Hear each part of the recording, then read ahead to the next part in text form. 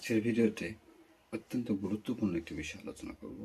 আপনারা ভিডিওটি না টেনে সম্পূর্ণ শুনুন। আশা করি আপনারা এতটুকু হলেও উপকৃত হবেন এবং এই ভিডিওটি টাইমলাইনে শেয়ার করে রেখে দিন। পরবর্তীতে আপনারা এই বিষয় ভুলে গেলেও জানতে পারবেন।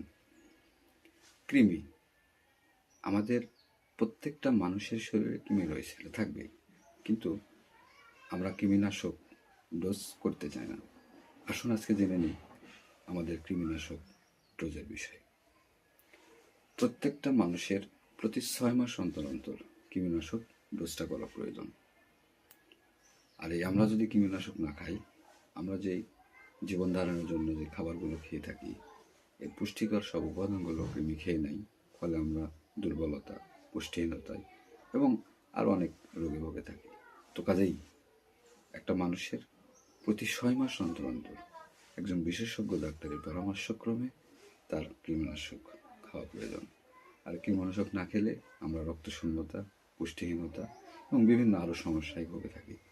আশা করি আমার এই ভিডিও থেকে আপনারা এতটুকু হলেও উপকৃত হবেন এবং আপনাদের জীবনে ধারণ ক্ষেত্রে আপনাদের অনেক উপকারে আসবে। আখেরি দোয়ানা আলহামদুলিল্লাহ রাব্বিল আলামিন।